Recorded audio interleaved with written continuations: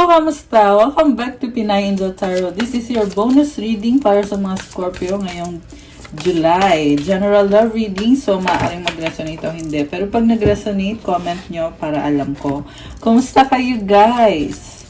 Tingnan muna natin yung unang mga mensahe para kay Scorpio. Okay, ito. So, ang unang mga mensahe, meron kang ship. Wow! Meron kang key at rider. Ang gaganda lahat. Ship is movement. Ibig sabihin, umuusad yung sitwasyon mo. Mukhang you are in your power. Hawak mo kung ano ang mga solusyon sa mga sitwasyon mo ngayon. Ayan, hawak niya. Ang laki ng susi, di ba? 333. I feel like you are completing a cycle. Meron kang matutuklasan, at the same time, meron kang naaayos sa pareho tong sa love life at sa career, guys. Okay, kung ano man yung binibigyan mo ng panahon mo ngayon, kung nakatuto ka sa career mo, so ito yon. Kung love life naman yung focus mo, so edi ito yon. Meron ding rider dito sa dulo, ibig sabihin, flexible ka.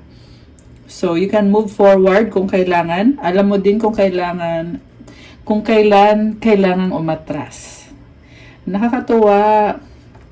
And, kita mo itong ship, napakalaki. It symbolizes vitality.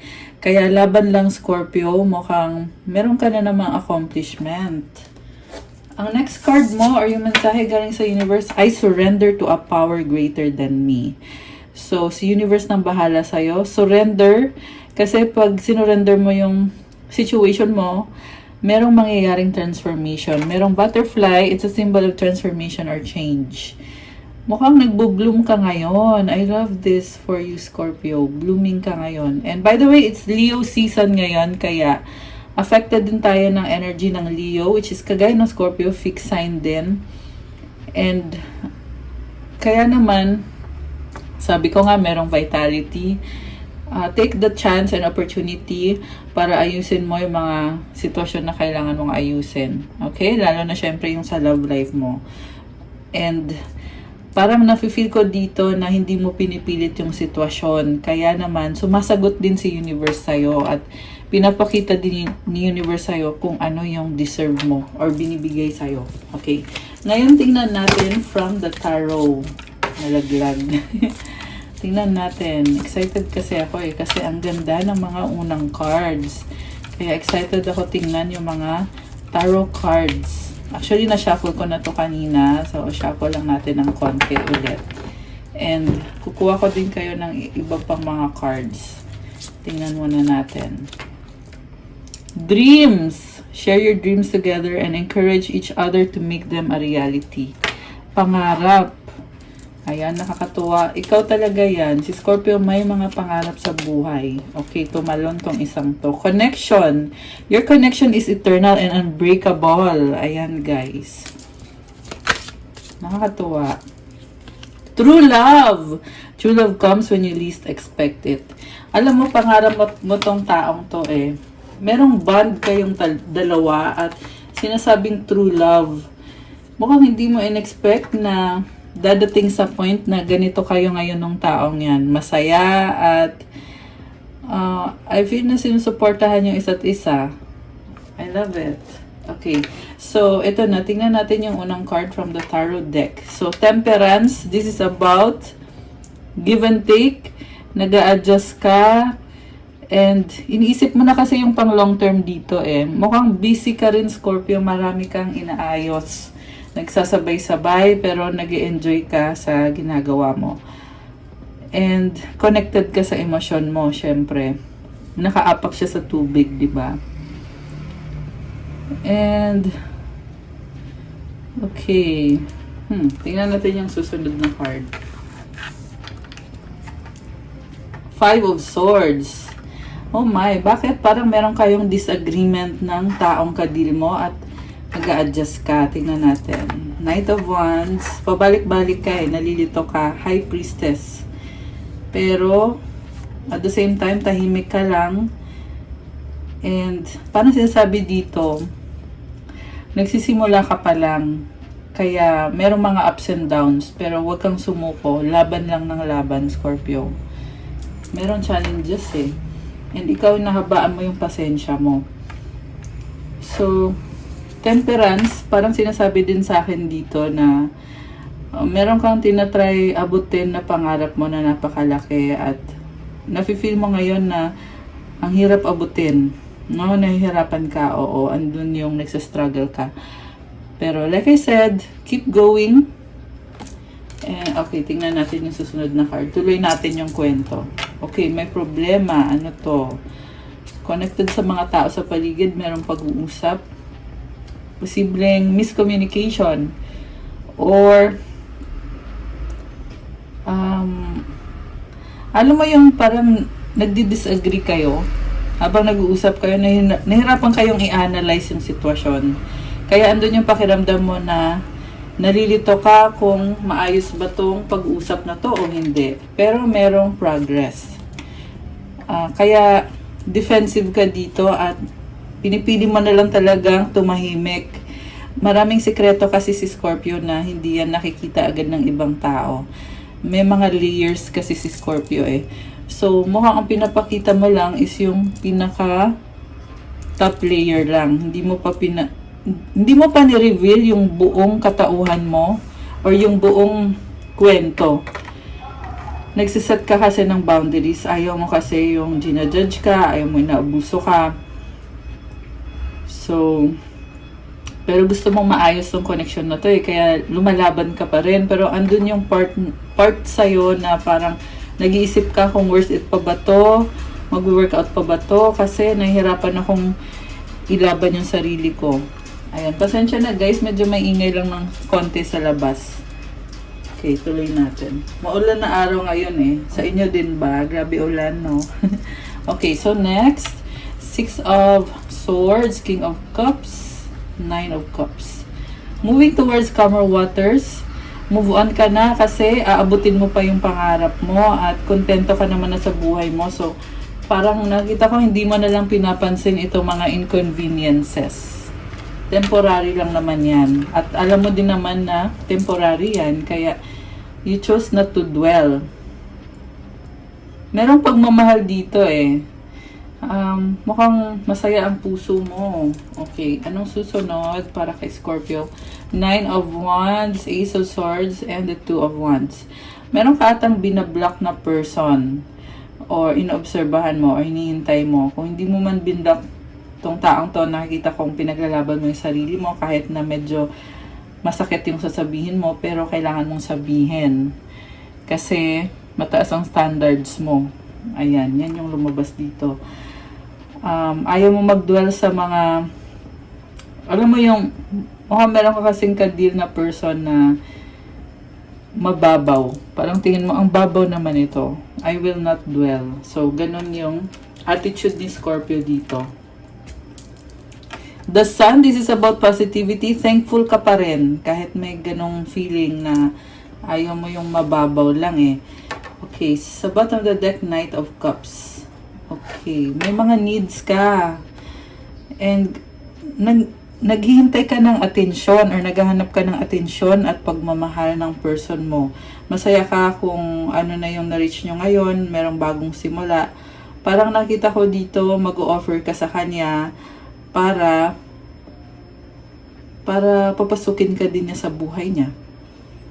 Thankful ka naman sa kanya kahit may mga ups and downs. Okay. Okay, next card. Okay naman pala, merong 10 of Cups. So, kaya ka nga naghahanap ng atensyon ng taong yan dahil siya na yung the one para sa'yo. Hinihintay mo lang siya eh. Nakafocus ka sa work.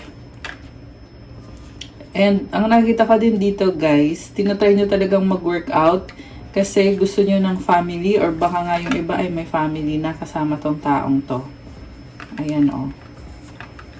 King of Swords, ginagamit mo yung utak mo ngayon.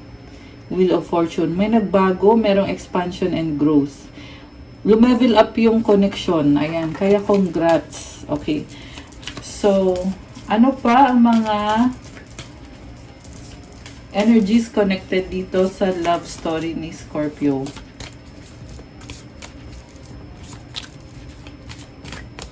Okay.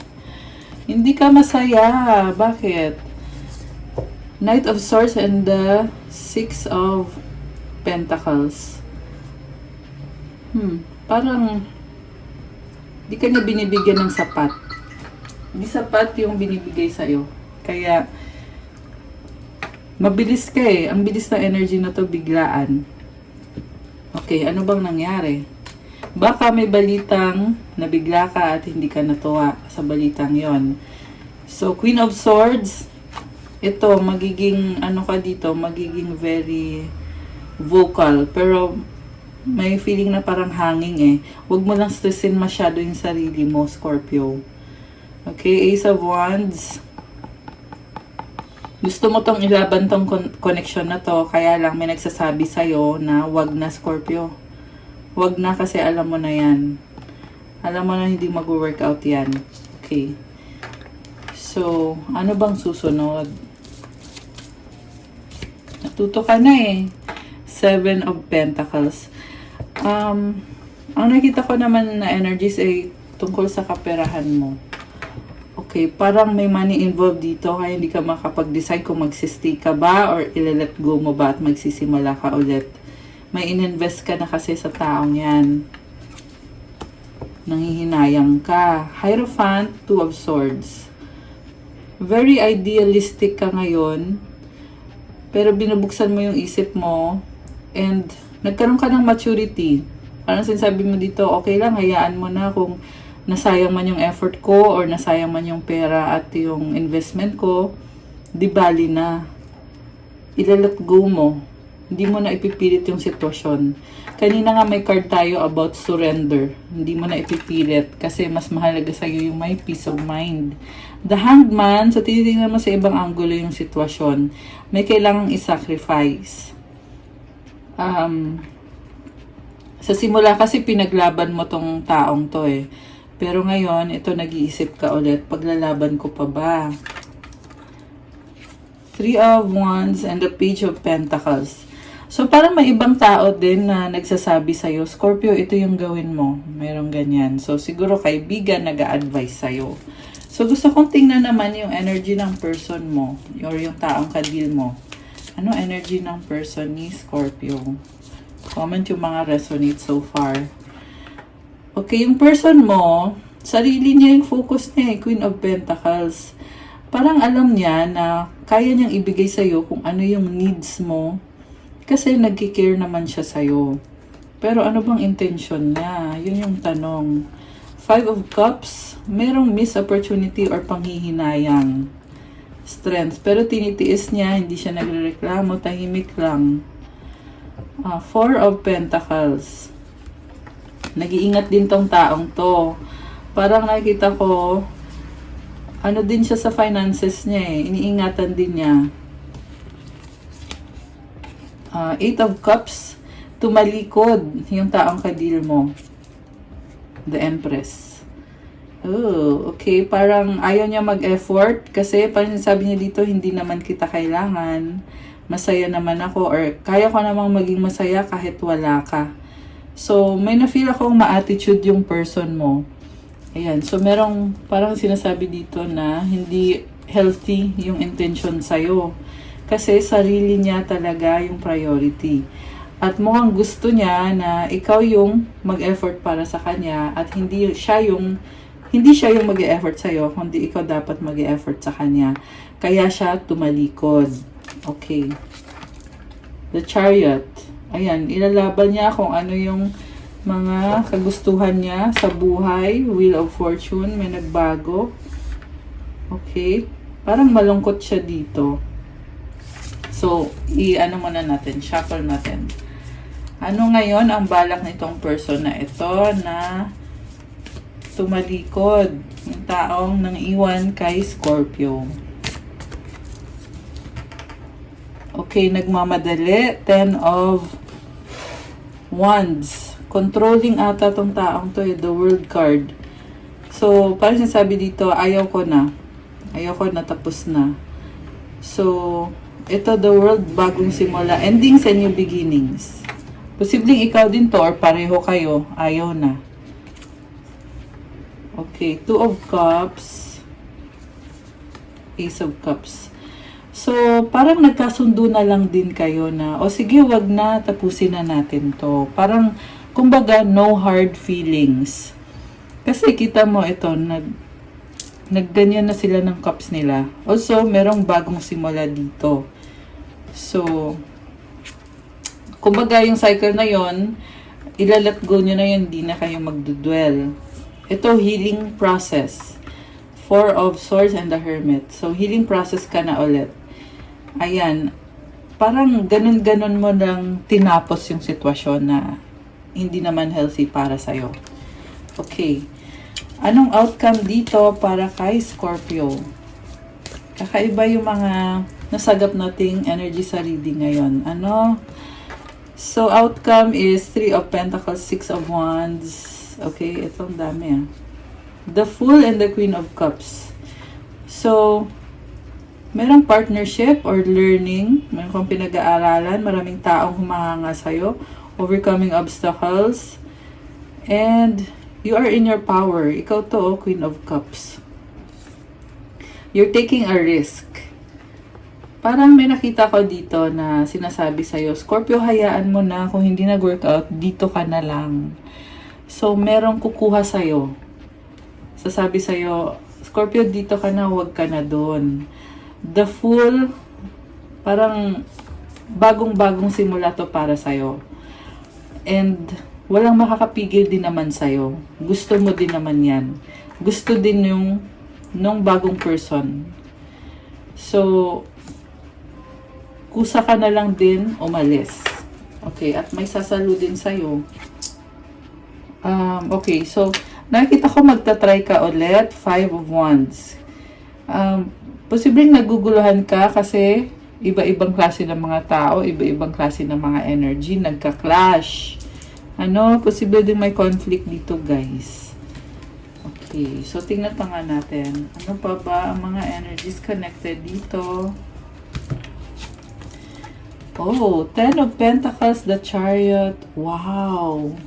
So, alam mo, Scorpio, sinasabi lang dito, focus sa sarili mo, sa priority mo, be practical, balansehin mo. Alam mo, namamayagpag ka, lalo na sa career at sa finances mo. Kaya, ang masasabi ko lang, congrats. You are doing very well. And you are very strong. Wow, I love it. Nakakatawa. Okay. So, there's a whole new world para sa'yo. Hindi mo kailangan mag-dwell dun sa mga nangyari na hindi naman nag-workout. And again, the reading is all about surrender. Kasi pag sinurrender mo, magkakaroon ng bagong simula, magkakaroon ng blessings, at lalaban ka, kayang-kaya mong lumaban. Okay, I love it. So nice naman. Okay, kuha pa tayo, guys. Kasi feeling ko meron pang dapat malaman si Scorpio. Kaya kukuha pa tayo ulit. Star! Oh my gosh. Justice! Wow! I love it. 6 of Cups, 10 of Swords. So, ito na nga. Nagtapos na yung isang cycle. And sinasabi lang dito, makukuha mo yung wini-wish mo kasi strong ka. Ilalaban mo kung anong nararapat para sa'yo, kung anong tama, kung anong totoo. Mabait naman si Scorpio, malambot naman ang puso mo eh. Pero meron nang talagang kailangan magtapos na cycle. At sa pagtatapos na yan, gaganda lalo yung energy mo. Makukuha mo kung meron mang nawala sa'yo. I love it. Sabi ko na eh, meron pang message. Tingnan natin yung mga mensaheng gustong sabihin ng person mo. Okay, ano ba ang mga mensahe na gustong sabihin ng person ni Scorpio? I replay our conversations over and over. Mukhang iniisip ka talaga. I bury myself in work to forget you. Bisi-bisihan itong person mo. Oh my gosh! I love you unconditionally. Guys! Surprising to. So, meron tao dito sobrang nagmamahal sa'yo. Nagpapaka-busy siya para daw hindi kanya maisip. Sobra kang mahal. Okay. Kukuha pa ako ng more cards. Ano pa ba ang mga gustong sabihin ng person ni Scorpio na hindi niya masabi? I need you. Oh my gosh. We have to unite. Oh my gosh. Nahanap-hanap ka ng person mo ngayon. So, merong cycle na hindi maganda nagtapos, pero if you surrender it, merong bagong cycle. Let's forget the past. Oh my gosh. Okay, meron pa bang mensahe? I regret what I did. Oh my gosh. May pagsisisi yung person mo. Oh, may I hate you, mukhang hindi kayo nagkasundo, ano? Ayan, regret. Okay. So, anong susunod? I want to talk to you. Oh, ayan guys. Gusto ka kausapin itong taong to. Think positive. Oh, nice. So, ayan, positive thinker. Or, baka, sinasabi niya sa sarili niya yan, na think positive para wala ng problema. I need more time. Ayan, process of healing. Open your heart. So, baka siya yung kailangan mag-open ng heart. Baka di naman ikaw. Need more time daw. Okay. Ano pa? Kuha pa tayo. Teka, ito gustong lumabas nito eh. I pray about you. I need you to make the first move. Okay, ano pa ba mga mensahe galing sa person ni Scorpio na gusto niyang sabihin kay Scorpio? Oh, friend zone. Bakit? BFF. Okay. Please forgive me. Sorry. Okay.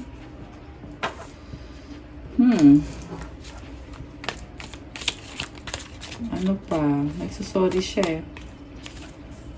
Ikaw lang loyal. Okay, that's good. Ano pa? Wow, guys.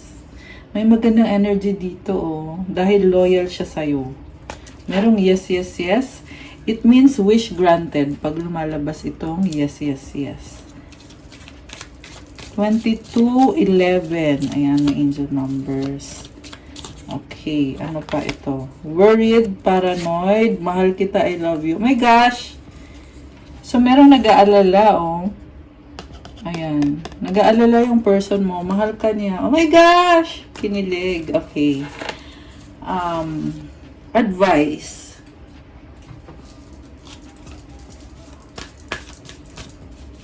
So, i-like nyo na po kasi kailangan ko po yung mga likes nyo. Mga ka-Scorpio. Kasi Scorpio din ako eh. Kaya mga ka-Scorpio. Okay, advice. Courage.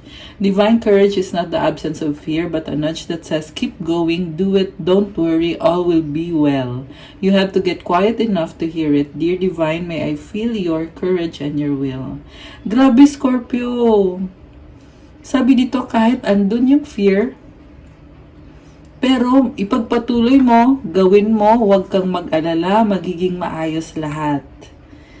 So, kailangan daw huwag mong pangunahan para marinig mo yung mensahe para sa'yo or yung gabay para sa'yo.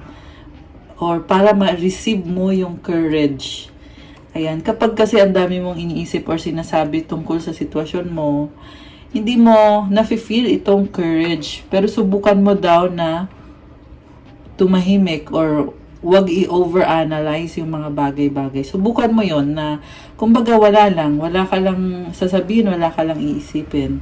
Kasi pag ginawa mo daw yon, saka mo maririnig yung courage or saka mo yan mafe-feel yung napakagandang energy na yan. I love it! Okay guys, that's all for our love message for today. And again, like, comment, subscribe, hit the notification bell. For those nagtatanong about private reading, may bayad po kapag private reading. Tingnan nyo na lang po sa description box, nakalagay po dyan yung mga details. And check out my Instagram if you want to start your crystals journey. Lahat po ng crystals ay meron yan specific intentions para sa'yo at pang-enhance na mga special mantra at special prayers. So, syempre, may mga benefits. Pero, dun nyo na lang tingnan sa Instagram ko kasi ang dami nun guys kung sasabihin ko lahat. Pero ito, isa-summarize ko na lang. Merong para sa attract ng love, merong sa attract ng pera, Meron for calming, yung mga bestseller, yung pampa-calm down. Kasi usually, ang mga binibili is yung pangtanggal ng stress, pangtanggal ng insomnia. Ayan, marami po tayo niyan. Siyempre, yung para sa trabaho na for motivation, tsaka yung pang-attract ng success.